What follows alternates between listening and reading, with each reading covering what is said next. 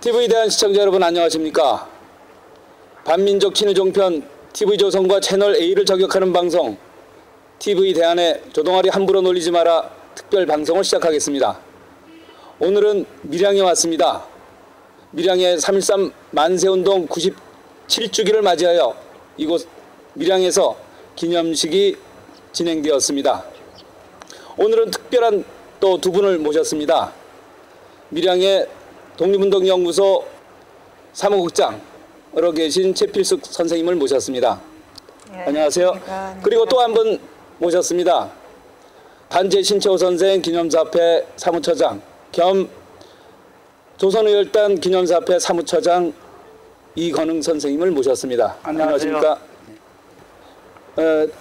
먼저 소감을 한번 좀 여쭤보고 싶습니다. 오늘 행사를 쭉 지켜보셨는데요. 또 조선의열단에 대해서 특별한 애정을 가지고 계신 이건흥 선생님께서 소감을 간략하게 좀 말씀해 주십시오. 너무나 가슴이 벅찼습니다. 그 말씀 외엔 드릴 게 없습니다.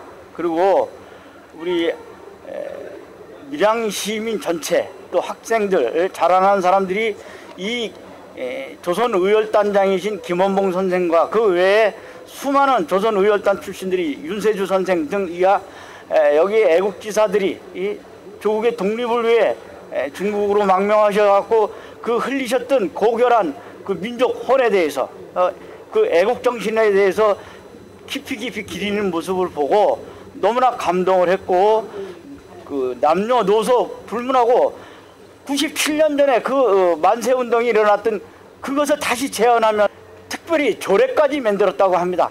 그래서 이러한 부분에 대해서 저는 감동을 했고 특히나 이 자리가 아마 대한민국에서 유일하게 항일 독립운동 테마거리가 여기 조성됐다는 것에 대해서 너무 저는 기뻤습니다. 그리고 이러한 그 우리의 그 민족 정기를 이것 밀양에서 전국으로 이게 지금 퍼져나가야 된다고 저는 생각을 하고 있습니다.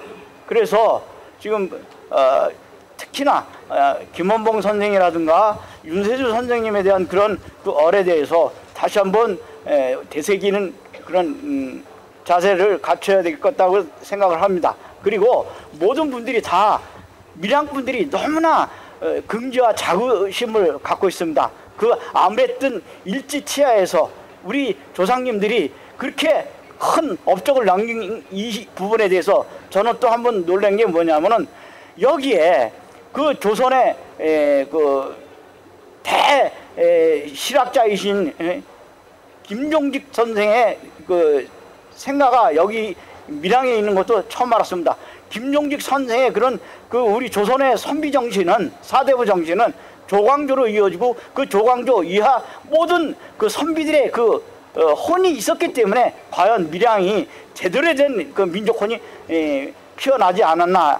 이것이 김원봉 선생님이라든가 윤세주 선생님 그냥 나온 것이 아닙니다. 그런데 그 얼을 밀양 그 향토 청년회에서 이걸 주관을 했다. 너무나도 가슴이 벅찼고 앞으로도 우리가 이것은 본받아야 되고 길이 빛내야 될 것이라고 생각하고 이게 밀양만의 축제가 아니라 전국적인 축제로 이어져야 된다고 저는 생각하고 있습니다. 네, 말씀 잘 들었습니다. 정말 감동을 크게 받으신 것 같습니다. 거의 뭐 밀양의 독립운동사에 대해서 필리버스터를 하셔도 될 정도로 아주 하실 말씀이 많으신 것 같은데요. 또 조금 이따가 말씀 들어보도록 하겠습니다. 최필숙 선생님께 또 여쭤보겠습니다. 네. 이곳이 정말 전국 유일의 독립운동 테마 거리로 알려져 있는데요.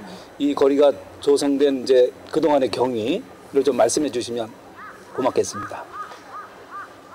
경상남도에서 독립장 이상 받으신 분이 29분 계십니다. 그 중에서 밀양분이 10분이세요.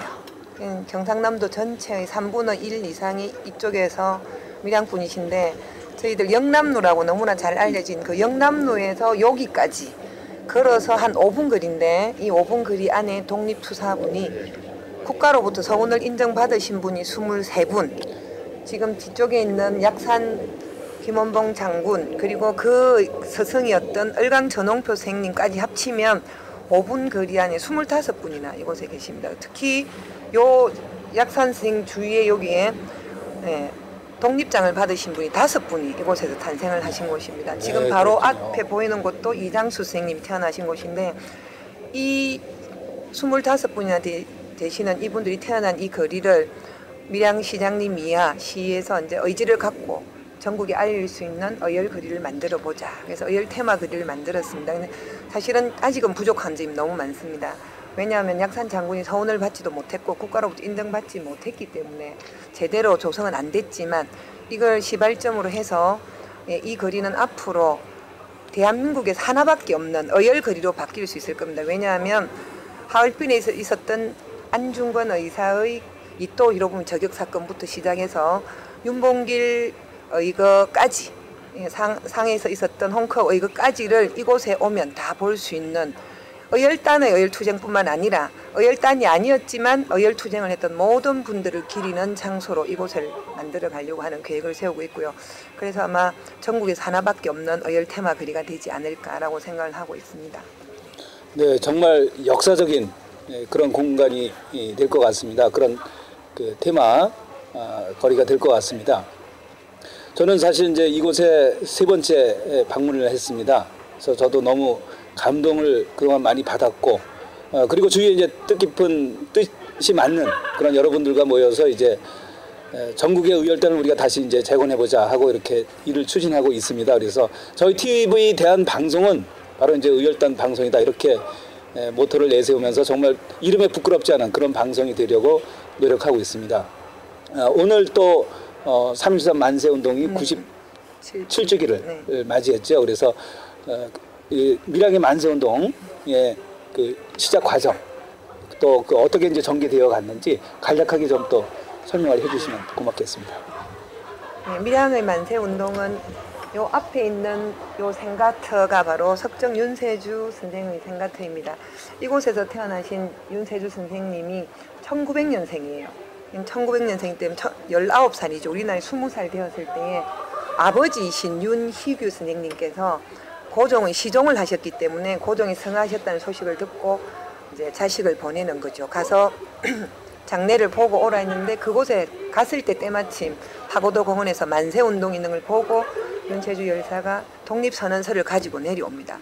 그 3월 3일 날 있었던 장례 행렬까지 보고 독립선언서를 가지고 와서 스승을 찾아가지요.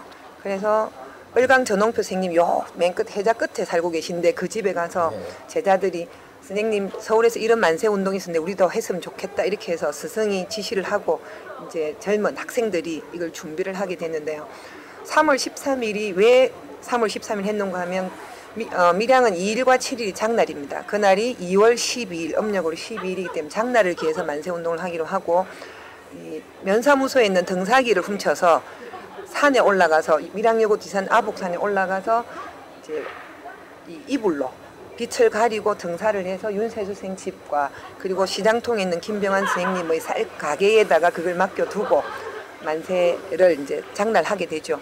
사실 영남 최초라고 얘기도 이제 많은 분들이 주장하시기도 한데 영남 최초는 아니고 일신여학교에서 여학생 몇 명이 만세 운동을 하고 난 그게 최초고요. 그 다음에는 대규모로 일어난 것은 바로 영남 최초가 맞습니다. 2,000에서 3,000명이라고 했는데 일본 경찰이 얘기한 2,000명, 그냥 저희들 할 때는 3,000명 정도의 언민들이 참여했던 만세운동 이곳에 있었고요.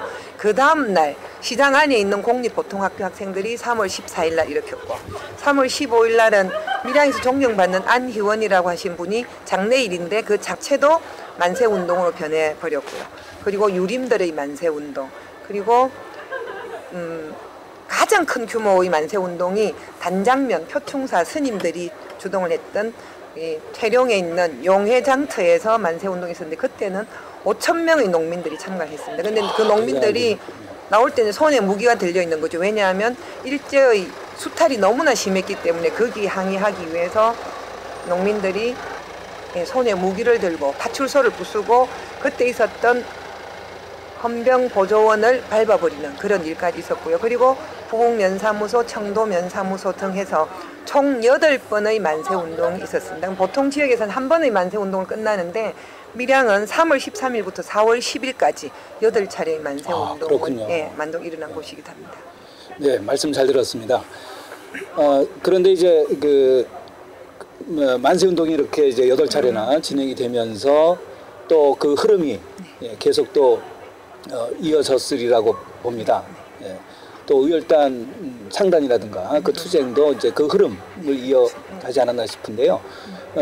그 흐름을 잠깐 좀 또 설명을 저희들 부탁드리겠습니다. 보통 이제 의열단 하면 약산 김원봉 선생이 창단을 했다 그러는데 약산 선생은 3.13 만세운동은 관계가 없습니다. 왜냐하면 그때 뭐 하셨는가 하면 1차 세계대전 때 독일이 미국을 능가한다라고 생각했기 때문에 독일어를 배워야 독일의 신무기를 배울 수 있다 싶어서 약사는 천진에 있는 덕화학당에서 독일어를 배우고 계셨어요. 그런데 1차 세계대전에서 미국이 이기는 바람에 이제는 안 되겠다, 영어를 배워야 되겠다 해서 남경에 있는 난징대학에 가서 영문학과를 다니고 있는 그런 상태였고요. 그 상태에서 국내에서 만세운동이 일어났는데 이 만세운동을 주도했던 윤세주, 윤치영 선생 등은 일본 경찰을 피해서 만주로 피신을 갑니다. 그런데 이 평화적인 시위를 봤던 많은 분들이 이걸로는 일제를 몰아낼 수가 없겠다. 그래서 우리는 군대를 만들어야 되겠다 생각을 하셔요. 그 대표적인 분이 밀양군인 황상규 선생과 그리고 김대지, 손일민 선생 등인데 이분들은 이미 18년에 망명을 해서 그곳에서 대한군정사라는 걸 만들고 계셨어요. 그래서 군대를 만들려고 하니까 시기나 돈도 너무 많이 필요하고 기간이 너무 많이 필요하다 보니까 안 되겠다. 그냥 의열투쟁, 그때 그분들이 하셨던 말씀은 작탄투쟁입니다. 폭탄을 던질 수 있는 투쟁을 하자 해가 젊은이들 모집하려고 하는데 그럼 이 일을 누가 하면 좋겠노? 라고 얘기를 하시는 거죠. 그때 모든 스승들이 다 약산의 스승들이거든요. 그때 그분들이 남경대학에서 공부하고 있는 약산을 불러왔으면 좋겠다. 그래서 약산을 불렀어요. 그래서 약산이 길림에 왔는데 보니까 이미 주황이라고 하는 사람이 폭탄 제조업자가 와 있었어요. 그래서 이렇게 폭탄을 만들면 적에게 큰 타격을 줄 수 있겠다. 그럼 동지를 모아야 되겠다 해서 어디를 가시는가 하면 바로 신흥무관학교에 가시는 거죠. 가보니까 고향 후배인 석정도 와 있고 친구인 한봉근, 한봉인 뭐 이런 그 김상윤 등등의 친구가 와 있는 거죠. 그래서 그곳에서 3개월 과정으로 신흥무관학교에 수학을 하시고 졸업과 동시에 뜻맞는 사람 13명과 함께 길림에 다시 와서 의열단을 창단하게 되는 겁니다. 의열단도 3.13 만세운동의 연장이죠. 그렇군요. 그런 역사적 그 흐름이 쭉 이어지고 있다는 것을 저희가 선생님 말씀을 통해서 또 깨닫게 되었습니다. 의열단 투쟁을 하게 되면은 또 우리 이거는 선생님께서 많은 또 연구를 하셨고 또 우리 시청자 여러분들께서 유튜브에 들어가시거나 인터넷을 통해서 이건흥의 민족 특강을 치시면은 많은 자료를 또 보실 수 있습니다. 그 중에서 제 4강이죠. 중국 전승절 70주년과 조선 의열단 하는 제목으로 상세하게 또 이제 말씀을 하고 계신데 오늘 뭐 그 내용을 다 말씀하시기는 좀 힘들겠지만은 그 의열단 투쟁이 우리 독립운동사에 있어서 가지는 그 역사적인 의미 또 독립운동사에 있어서 그 위상이 어떠한 것인지 좀 말씀을 부탁드리겠습니다. 예, 그저 조선 의열단장이신 김원봉 선생의 이름 숫자도 거론이 안 됐었죠. 하면 바로 좌익으로 몰리고 이게 참 민족의 비극이죠. 근데 마침 작년에 약 1,000만 명 이상이 암살이라는 영화를 보고 난 다음에 얼마나 많이 사람들이 그 위대한 김원봉 장군님에 대해서 그 역사적 재평가가 이루어지게 되죠. 그 김원봉 선생이 갖고 있는 그 조선 의열단의 그 업적이라는 것은 중국의 장개석 총통, 국민당 정부 총통하고 목택동 공산 홍군이 평가를 합니다. 김원봉 선생에 대해서. 그러면 그 당시 중국에는 그 우리 조선 의열단 출신들이 나중에 이제 국공연합이 되니까 조선 의용대를 조직을 하죠. 그런데 그 중에서 중국인을 포함해 그 당시 5억 중국인 그리고 조선 사람 2천만 조선 사람들 중에서 다 합해봐야 김원봉 선생 같은 그런 항일 독립운동가가 없다. 그거는 평가받았군요. 네. 누가 평가한 게 아니라 중국인들이 평가한 겁니다. 그것이 이 김원봉 장군님이 서운이 안 됐다는 거에 대해서 이거는 아니죠. 역사적 평가를 갖다가 정말 제대로 해야지 된다. 분들이 그분들이 우리 민족이 과연 해방이 됐을 경우에 우리 민족이 남북 분단이 될 거라고 상상이나 했을까요?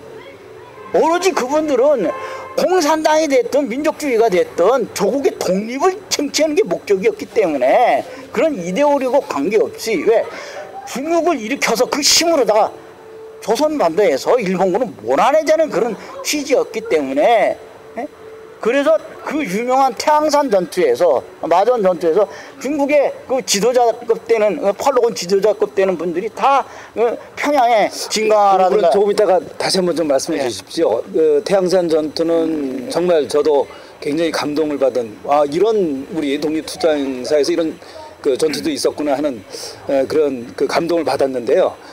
시청자 여러분들하고 저는 오늘 정말 새로운 역사 공부를 하고 있다고 생각합니다. 그동안 우리가 전혀 배우지 못했던 그런 내용들을 접하시게 될 텐데요. 조금 더 말씀을 나눠보도록 하겠습니다. 제가 그 독립운동사 연구하시는 분들께 이제 나누면서 그런 얘기를 들었습니다. 우리 한국 독립운동사의 양김씨라고 하면 백범 김구 선생과 약산 김원봉 장군을 들 수 있다 이렇게 말씀하시는 내용을 들었거든요. 근데 그 중에서 이제 백범 김구 선생에 관한 이제 그런 독립운동의 업적이라든가 등등은 우리 국민들이 이제 어느 정도는 그래도 많이 알고 있다고 생각합니다. 근데 상대적으로 약산 김원봉 장군에 대해서는 물론 이제 작년에 영화가 이제 개봉이 되면서 또 이제 대중적으로 많이 알려지긴 했지만은 그래도 아직은 그 독립운동에 관한 그 구체적인 내용에 대해서는 잘 모른다고 생각하거든요. 그래서 그동안 왜 이렇게 묻혀 있었는지, 물론 조금 전에 이제 말씀이 있으셨지만은 오랫동안 이제 연구를 해오신 입장에서 그 부분에 대해서 좀 보충 설명을 좀 부탁드리겠습니다. 약사는 사실 독립운동사에서 빼놓을 수 없는 분이죠. 그런데도 불구하고 저희들이 왜 백범 김구 선생만 할까? 결국은 남북 분단에서 시작된 부분이라고 생각할 수 있겠는데, 약산 같은 경우에는 사회주의자는 아닙니다. 그 정정화 씨가 이제 약 백범을 모셨던 분인데 그분이 뭐라고 얘기했는가 하면 약산은 처음부터 진정한 민족주의자였다. 뒤에 가서 약간 좌측으로 기울긴 했지만 그 사람은 진정한 민족주의 길을 걸었다 이렇게 표현하실 정도였는데, 이분은 조국의 독립이 목표였기 때문에 조국의 광복을 위해서는 공산주의와도 손을 잡고 민족주의와도 손을 잡을 수 있는 사람입니다. 그렇기 때문에 이분은 중국이 국공합작을 했을 때 사이가 좋을 때는 국민당의 지원을 받을 수 있고 공산당의 지원도 받을 수 있지만 국공합작이 틀어지면 양쪽에서 다 비난을 받을 수밖에 없는 그런 입장임에도 불구하고 이분은 국민당이든 중국 공산당이든 심지어는 소련의 레닌까지도 독립에 도움이 된다면 그 사람들한테 도움을 청하는 그런 진정한 민족주의였지만 해방 이후에 돌아오니까 전국은 달라졌잖아요. 특히 몽양 여운형 스님이 저격을 당하고 난 뒤의 어떤 그런 정치적 상황. 약사는 첫 번째 부인인 박차정 여사가 44년에 돌아가십니다. 그리고 유언으로 자기를 모시고 있던 최동선이라고 하는 젊은 여성에게 약산을 부탁하고 죽지 않습니까? 그 최동선과 결혼을 해서 45년 1월 달에 김구 선생의 주례로 결혼식을 올려요. 그리고 해방되고 난 뒤에 귀국할 때 1945년 12월 2일 날 귀국하실 때에 부인이 만삭이었습니다. 왜냐하면 첫 번째 아들이 12월 8일 날 태어났기 때문에요. 근데 12월 2일 날 귀국하실 때 이 만삭이 된 두 번째 부인을 두고 화상산에 묻혀있던 첫 번째 부인의 유고를 안고 오십니다. 왜? 그분은 박차정 여사는 독립운동을 함께 하기로 했던 동지였기 때문에. 그래서 이 유고를 안고 오셔서 손수 안장하신 곳이 이제 이곳 밀양인데, 그렇게 오시고 난 다음에 고국에 먼저 돌아오셨어요. 부인은 뒤에 오셨는데, 문제는 서울에 오셔가지고 계시면서 두 번째 아기를 갖게 된 거죠. 근데 또 두 번째 부인이 만삭일 때 이번엔 노덕술한테 잡혀가는 겁니다. 그 파업 주동 혐의로 잡혀 들어갔을, 그리고 그 노덕술한테 뺨을 맞고 이제 너무 분해서 핏줄이 다쳐서 피눈물 흘릴 그때의 둘째 아들이 태어났다고요. 그 둘째 아들 이름이 철근입니다. 왜냐하면 철창 속에 갇혀 있는 걸 잊지 않기 위해서 철근이라는 이름을 지었는데 나왔어요. 나왔지만 이 아이를 젖 한번 먹일 데가 없는 거죠. 왜? 노덕술 부하들이 언제든 어디로 들이닥칠지 모르기 때문에 서울에 집을 5곳을 두고 오늘은 이곳에 간다 해놓고 다른 곳에 가시는 거죠. 왜? 또 경찰에 이제 노덕술 부하들이 와 있기 때문에 피해 다니시는 그 와중에 밀양에 있는 동생들한테 서울에 오빠 계생 한번 오라고 얘기를 합니다. 근데 밀양에는 두 동생이 갔어요. 지금 생존해 계시는 김학봉 여사님이 서울에 갔는데 오빠가 오라는 집으로 가니까 오빠는 안 계시고 경찰이 잡아다가 고문을 했지 않습니까? 그럼 저희들이 그 상황을 볼 때에 지금 남한과 북쪽이 아주 완전한 분단은 아닌 대치되고 있는 그 상황 속에서 약산의 부하들이나 약산을 아는 모든 사람이 끌려가고 고통을 당하고 있는 그 와중에 7월 19일 날 47년에 몽양 여운형생이 돌아가셨고 공공연하게 다음번 저격 대상자는 약산일 거라는 얘기가 있는 그 와중에 약산은 남쪽에 살 수가 없는 거죠. 왜냐하면 갓 태어난 자식도 문제지만 자기를 아는 지인들이 전부 다 고통을 당하니까 남북 연석회담을 빌미로 북쪽에 가니까 사실은 북쪽에 가보니까 전부 다 부하들이 앉아 계세요. 모든 북한 정권하고 관계되는 사람들이 약산의 자기가 과거에 데리고 있었던 사람들이었기 때문에 약산은 그곳에 눌러 앉지 않았을까. 아마 분명히 고향 땅에 오시고 싶었을 거예요. 그런데도 불구하고 그곳에 있었던 이유는 자기를 아는 사람들이 남한에서 너무나 고통을 당했기 때문에 그분들 위해서 가셨다. 그래서 그쪽에 가셔서 첫 번째 한 것이 국가검열상, 그리고 나중엔 노동상까지 하시고 인민회의 상임위원회 부위원장까지 하셨기 때문에 그 전력 때문에 남쪽에서는 약산의 이름을 입에 올리는 게 금기시됐다. 그래서 그분의 평가가 할 수가 없는 거죠. 알려지지 않고 모르기 때문에 평가도 할 수 없는 상황이 지속됐다고 보는 겁니다. 네, 그렇군요. 그래서 역사를 배우는 저희들의 입장에서는 우리의 남북 간의 이념적인 대립, 우리 역사의 비극이지요. 그런 비극적인 역사가 우리 독립운동사를 제대로 조명하지 못하고 이렇게 약산 김원봉 장군을 비운의 독립운동가로 이렇게 이름 붙일 수밖에 없는 그런 상황을 만든 것 같습니다. 최필숙 선생님은 이제 현직 또 역사 선생님이시기도 하죠. 그래서 저는 이제 배우는 입장에서 저는 뭐 이제 약산 김원봉 장군에 관한 뭐 평전 정도 읽고 그랬습니다만 이제 그런 일천한 입장에서 그래도 제 나름의 그런 느낌이랄까 생각은 약산 장군은 진보적 민족주의자다 이런 생각이 들더라고요. 그런데 그렇게 생각을 해도 되겠습니까? 예, 그렇죠. 왜냐하면 약산이 생각하는 그 민족의 해방이라는 것은 곧 노동자 농민이 함께 잘 사는 세상이 우리 민족이 해방되는 길이고 일제로부터 해방되는 거라고 생각했기 때문에 그분이 생각하시는 우리 민족의 해방은 우리 이 민족의 대다수를 이루고 있는 노동자 농민이 함께 잘 사는 세상을 위해 싸웠기 때문에 진보적인 민족주의자라고 볼 수 있겠죠. 저도 그렇게 생각을 합니다. 저도 역사를 앞으로 열심히 공부하면은 좀 이렇게 칭찬을 받을 수 있는 그런 학생이 될 것 같습니다. 한 가지 이어서 또 여쭤보고 싶은 것이 있습니다. 바로 이제 이 자리가 우리 약산 김원봉 장군의 이제 생가터로 저희가 알고 있습니다. 매우 아쉽게도 지금 건물이 이제 들어섰는데요. 이 부분에 대해서는 또 이제 나중에 말씀하시고 지금까지 약산 김원봉 장군에 관한 이제 이야기를 나눴습니다만 또 빼놓을 수 없는 분이 있으시잖아요. 우리 조선의열단 또 조선의용대의 영혼이다 이렇게 이제 불리시는 윤세주 열사의 생가가 바로 또 이제 이 옆에 있습니다. 그래서 석정 윤세주 열사에 관한 또 내용을 잠깐 또 말씀해 주시죠. 예. 석정과 약산은 동전의 양면이죠. 손바닥과 손등처럼 늘 함께 다닌 사람입니다. 나이는 2살 차이고요. 약산이 태어난 뒤에 윤희규 어르신의 막내로 태어났죠. 네. 아까 말씀드렸다시피 3.13 만세운동을 주도하고 난 다음에 일제를 피해서 길림에 가서 의열단을 함께 만드셨고 의열단 1차 폭파 계획이 바로 밀양폭파 의건하고 이름 붙여진 것인데요. 1920년에 이 사건이 있을 때에 석정은 가장 어린 나이입니다. 근데 자원을 합니다. 사람들이 너는 너무 어리니까 안 된다고 얘기했을 때에 나는 어리지만 강단이 있기 때문에 적에게 잡혀도 절대로 토설하지 않겠다. 그래서 나를 보내주면 좋겠다 해서 석정이 1차 의거에 참가를 하게 되는데 불행하게도 배신자의 밀고로 서울에서 잡히게 됩니다.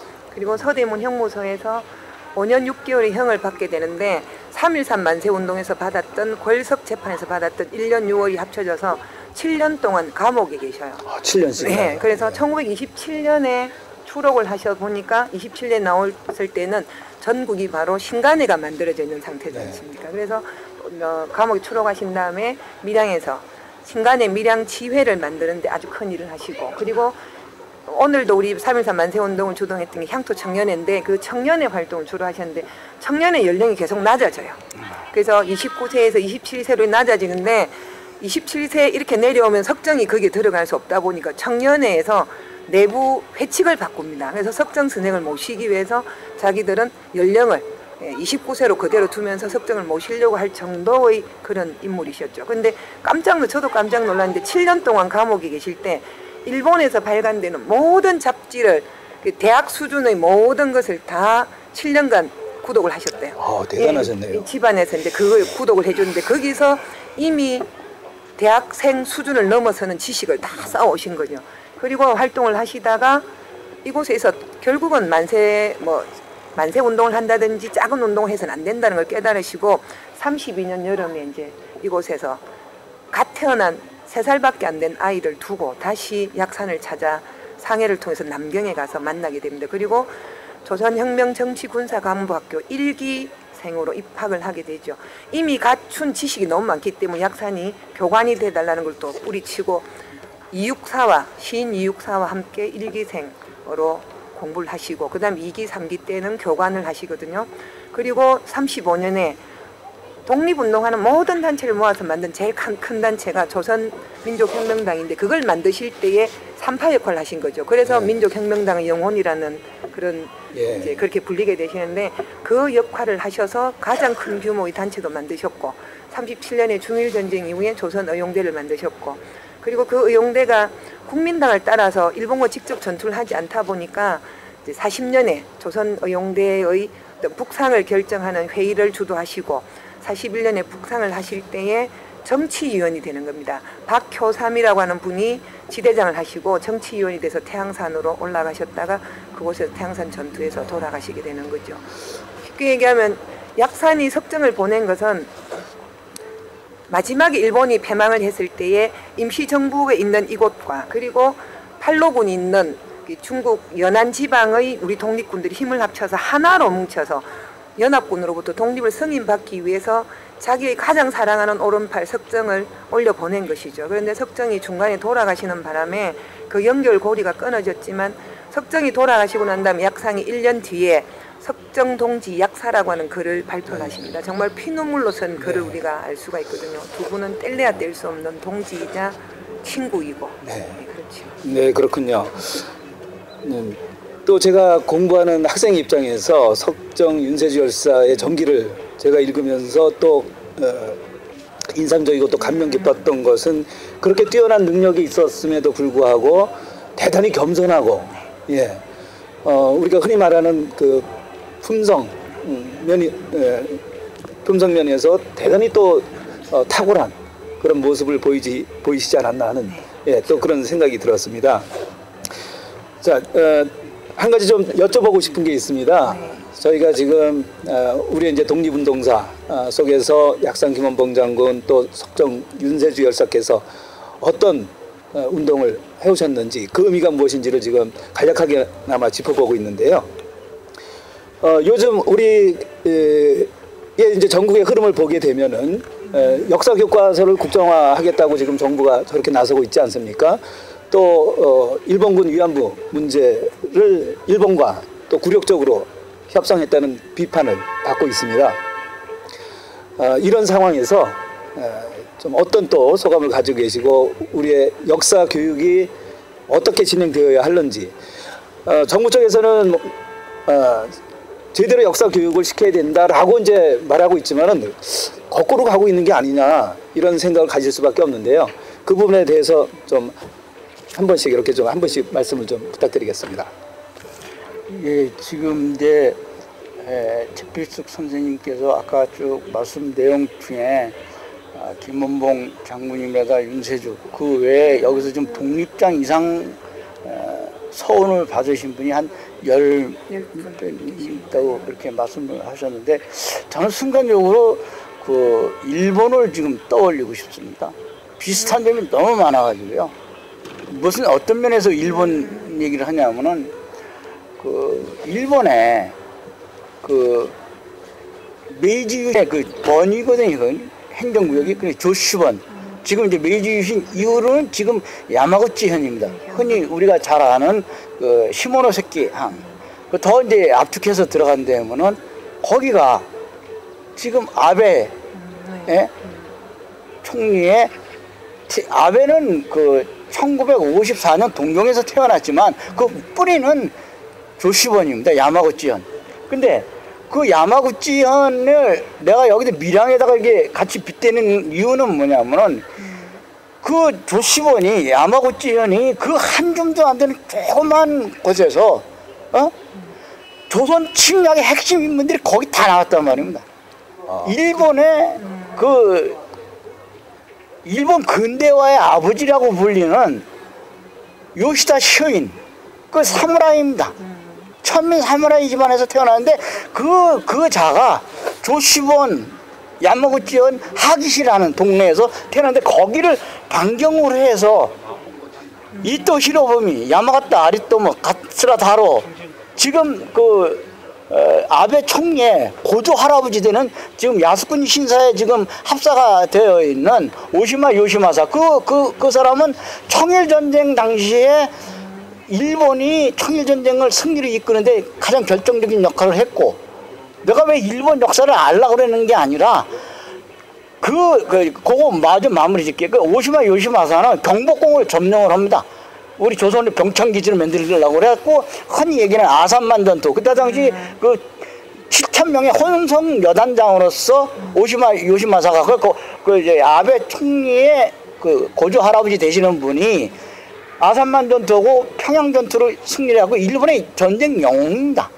근데 왜 그러냐 거기가 바로 메이지 유신을 일으켜가지고 그 자들이 우리 그 데라우치 총독 그 다음에 하세가와 다 하기시 이 출신입니다. 그리고 우리 명성황후를 갖다가 시해했던 미우라 고로 그 조선공사 다 그 하기시 출신인데 그 사람들은 지금 일본의 영웅 대접을 받으면서 지금 지난번에도 일본이 유네스코에 등재한 게 산업혁명, 일본의 산업혁명, 거기가 바로 큐슈 지방입니다. 근데 내가 왜 이 말씀 드리냐면, 거기 한 줌도 안 되는 하나의 동네 사람들이 일본 전체를 근대화를 일으켜가지고, 요시다 쇼인이 효카 현주쿠라는 그 학당을 세워갖고, 그 학당 출신들이 다 거기 사람들이란 말입니다. 하나 동네 사람들이에요. 그래갖고 태평양 전쟁을 일으키고 우리 조선을 갖다가 침략해 들어왔는데 거기는 일본의 정신적인 지주 역할을 하고 있어요. 지금도 성역화가 돼가지고. 그래서 저도 밀양이 일본보다 더 셌지. 우리는 걔네들은 가해자고 우리는 침략자 이런 부분에서 조국의 독립을 찾겠다고 한 동네에서 이렇게 들고 일어나는 데는 이 대한민국에 없어요. 여기밖에. 그래 내가 여기 와갖고 오늘 저는요 민족 혼을 듬뿍 바꾸고 갑니다. 사실 내가 앞으로 해야 할 일이 무엇이며 정말 너무너무 벅차서 견딜 수가 없어요. 오늘 오신 분들이 다 그렇게 느꼈을 것 같습니다. 그래서 많은 분들이 정말 밀양을 찾아주시길 바라고요. 이런 벅찬 감동을 함께 느낄 수 있는 기회를 갖기를 한 말씀 더 드리고 싶은 것은 예. 제가 오늘 오면서 나는 생전 처음 청소년들한테 인사를 받았습니다. 나만 받은 게 아니라 같이 걸어오는데 그냥 그 학생들이 고등학교 깜짝 학생들이 놀랐죠 우리? 예. 너무 그게 바로 뭐냐면 여기가 이게 나는 자라나는 아이들이 윤세주 여사, 김원봉 여사의 그 자긍심을 갖고 있는 그런 애들이 자라나는 애들이 올곧게 자라난다는 거죠. 예. 그러면서 이것이 대한민국 전체로다가 퍼져나가야 되지 않을까 이런 생각이 듭니다. 잠깐만 제가 말씀 하나 드리자면 독립운동의 주역들, 밀양의 독립운동 주역들은 전부 다 한 학교 출신들이에요. 글쎄요. 사립 그런 동화학교, 또, 야, 동화학교라고 그렇군요. 하는 학교 출신인데 그 동학교를 세우시고 교장을 하신 분이 을강 전홍표 스님이세요. 네. 그분 아침마다 아침 조례 시간에 우리는 나라를 잃었기 때문에 슬픈 민족이다. 그래서 나라를 찾지 않으면 언제나 슬프고 괴로워야 되니까 예. 나라를 찾아야 된다고 매일 말씀하셨다는데 개교한 지 2년 좀 지나서 해교를 당했습니다. 근데 그때 배웠던 그 학생들이 전부 다 독립운동에 앞장을 섰거든요. 저도 역사를 가르치는 입장에서 보면 역사 교육이 얼마나 중요하고 교사의 역할이 굉장히 중요하다고 생각을 합니다. 지금 정부에서 국사 교과서를 국정화하겠다라고 얘기를 하는데 국정화해서 애들한테 더 올바른 애국심을 심어줄 수도 있겠지만 어떻게 보면 우리 자라난 아이들로 하여금 획일화된 생각을 가질 수밖에 없도록 하지도 않을까. 더군다나 지금 우리 늘 약산과 석정에 대한 말씀을 드리고 있는데 독립운동사 부분에서 가장 치열하게 전투를 하고 가장 복잡한 시기가 1930년대입니다. 근데 국정화 교과서 부분에서는 이 30년대 부분이 수험생들한테 너무 분량이 많기 때문에 부담을 준다 해서 그 부담을 덜어주기 위해서 독립운동사 중에 30년대를 뺐으면 좋겠다 이런 얘기들이 막 나돌고 있는데 사실 저를 이해하기 위해서 저란 인간을 이해하기 위해서 당신의 30대는 너무나 복잡했기 때문에 빼버리자 이렇게 얘기하면 저를 이해할 수 없지 않습니까? 그렇죠. 그것처럼 일제강점기의 그 시기 중에 한 시대를 뺀다는 것은 있을 수 없다고 생각을 하고요.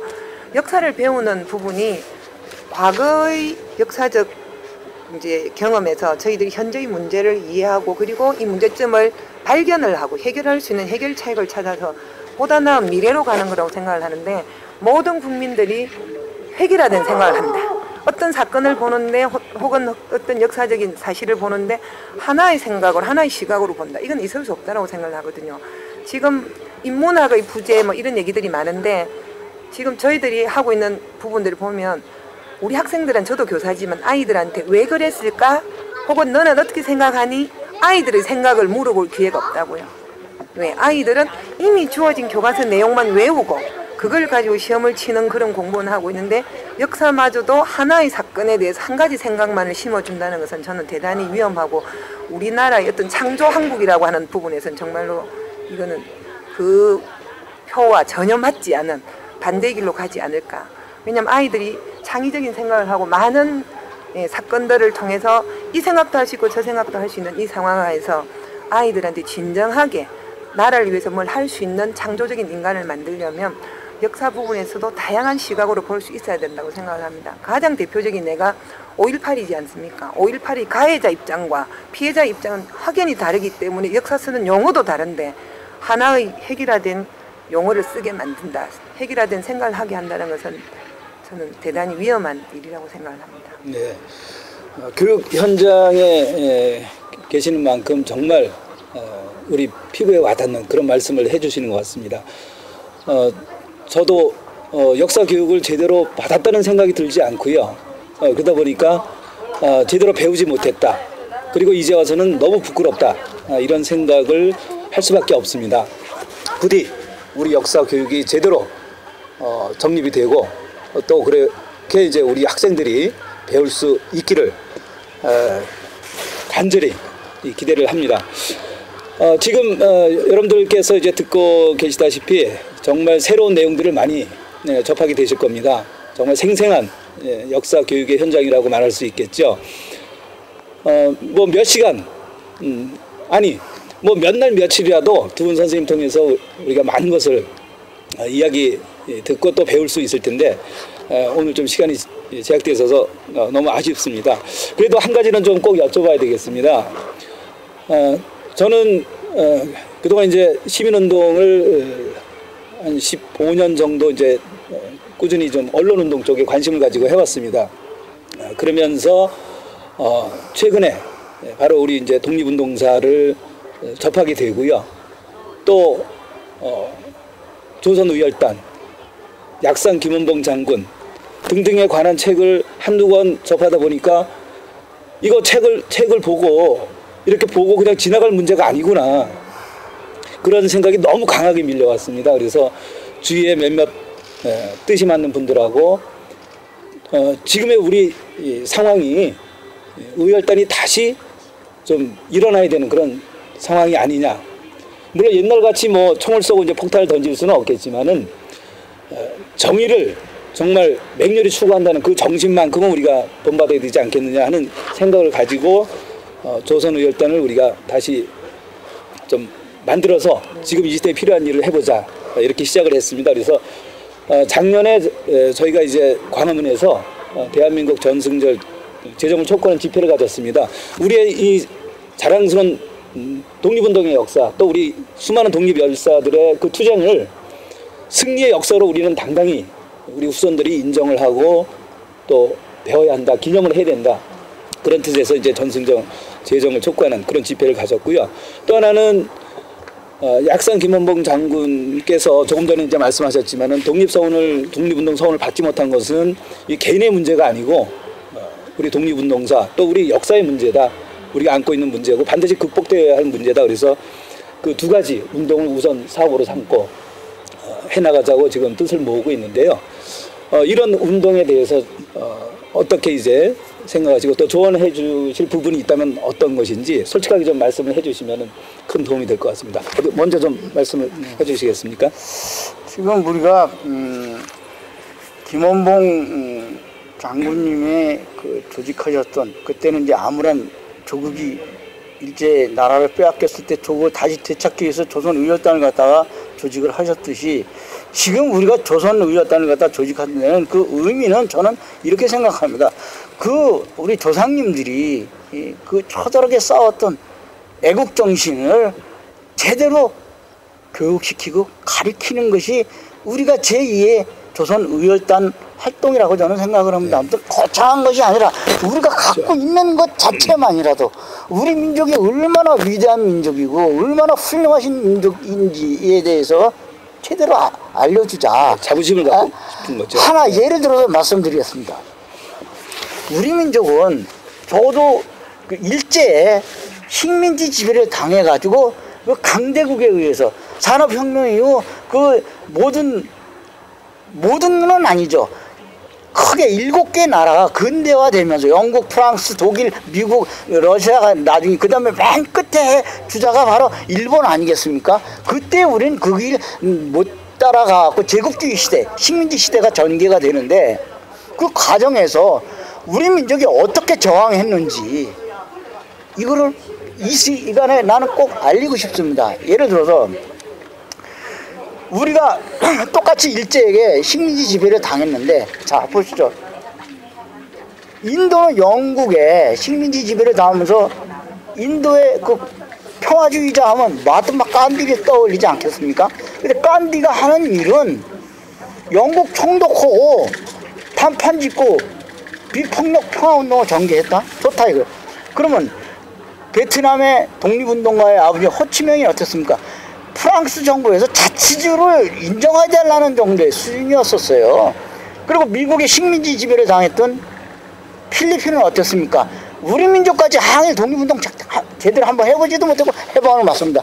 아시아뿐만 아니라 중남미, 멕시코를 시작으로 해서 페루, 칠레, 아르헨티나에 이르기까지 해방되는 그 순간까지 무기를 들고 민족 저항 운동을 한 건 이 지구상에 우리 민족밖에 없단 말입니다. 특히나 중요한 것은 뭐냐면은 3.1 만세 운동이 일어난 지 딱 한 달 만에 1919년 4월 13일 날 대한민국 임시정부가 들어섰어요. 그리고 딱 1년 만에 보동전투고 청산리전대 대승을 거둡니다. 그러면서 해방이 될 때까지 중국 산만리를 쫓겨다니면서 일본 놈들에서 쫓겨다니면서 7군데를 쫓겨다닙니다. 그러면서 대한민국 임시정부 간판을 끝까지 포기하지 않고 주권을 포기하지 않고 이 싸운 민족은 이 지구상에 없단 말이야. 근데 그것을 바로 밀양에 있는 훌륭한 성각자들이 치고 나오고 해결했다는 거 아닙니까? 3.1 만세 운동을 인해서 윤세주 선생은 망명을 하신 거고 거기서 이제 이 김원봉 선생도 아까 나온 대로 다 임시정부들이 같이 조직을 하고 그래서 저는 이러한 일조차도 우리가 제대로 우리 후학들한테 얼마만큼 알릴 거냐. 저는 그 일만 할 거예요. 거창한 조선의열단 복원이라는 것은 딴 거 아닙니다. 우리가 알고 있는 걸 알려야죠. 그 단재 신채 선생님께서 얼마나 좋으신 말씀 하셨습니까? 다 아시는 내용이지만은 나라는 다시 찾으면 돼. 그러나 우리의 역사를 모르면 그 인간도 아니랬잖아요. 미래가 없단 말이에요. 그래서 인간이 짐승과 다른 점이 뭡니까? 과거를 기억하는 거예요. 예, 제가 윤세주 선생에 대해서 자료를 찾다가 인터넷에서 밀양신문을 우연치 않게 본 기억이 있어요. 근데 그 채필석 선생님이 쓰신 그 내용이 ICPG 수용소보다 더 무서운 것이 잊혀지는 거지만 우리는 더 심각한 것이 아예 우리 역사를 처음부터 모르고 있다는 거죠. 우리가 할 일은 자라나는 세대들에게 우리의 역사를 제대로 좀 알려야 되겠다. 그러나 여기 밀양에 와서 보니까 듬직해요. 밀양에서는. 그래서 이거는 여기만의 축제가 아니라 전국적으로 이게 승화 발전을 시켜야 되겠다. 네. 개성을 시켜야 되는데 거기까지 밀양 청년회 또 내지는 뭐 면전에 계십니다만 채필석 선생님 같이 이렇게 민족의식이 있으신 분들이 있기 때문에 그게 우연이 아니다. 아까 다 설명드린 대로 이 조상님들이 이렇게 면면이 흘러왔던 그런 전통이 있었기 때문에 이게 가능했다. 저는 그런 가슴 뿌듯함을 안고 갑니다. 예. 네. 저는 제가 특별히 하는 건 없고요. 그 밀양분이 또 한 분 계십니다. 1월 달에 타계하신 신영복 선생님. 네. 그분이 하신 말씀이 있죠. 뭐라 있는가 하면 세상에서 가장 먼 거리가 머리에서 가슴까지다. 네, 그런 말씀하셨죠. 다시 말하면 지식으로 아는 그것이 가슴으로 느끼며 실천하는 일이 평생이 걸려도 못하는 사람이 있기 때문에 가장 먼 거리라고 얘기하셨는데 저는 이건영 선생님 뵈면서 바로 지식으로 들어오면 실천하신 분이고 가슴으로 느끼시는 분이라서 너무나 감사하고요. 저희들도 일단 저도 교직에 있지만 많은 사람들이 단순히 지식으로 알지 않고 이걸 가슴으로 느껴서 실천하는 그런 조선의 열단이 됐으면 좋겠습니다. 네, 고맙습니다. 두 분의 말씀을 들으면서 앞으로 어떻게 방향을 잡아서 나아가야 할지 정말 가슴으로 느끼게 되고 또 어떻게 이제 행동을 해야 될지 자연스럽게 또 분명하게 배우는 것 같습니다. TV에 대한 시청자 여러분 잘 보셨습니까? 오늘은 정말 우리 독립운동사에 있어서 특별한 지역에 왔다고 할 수 있겠습니다. 독립운동지의 메카 또는 성지라고 불리죠. 의열단의 성지라고 불리기도 합니다. 이번 밀양에서 3.13 만세운동 97주기를 맞이하여 두 분 선생님 모시고 많은 이야기 또 들었습니다. 오늘 배운 내용을 우리가 그대로 실천해 나갈 수 있도록 다 같이 힘을 모아서 앞으로 이렇게 전진해 나가기를 간절히 기대하겠습니다. 다음 시간에 또 찾아뵙겠습니다. 고맙습니다. 고맙습니다. 감사합니다. 수고하셨습니다. 고맙습니다. 고맙습니다.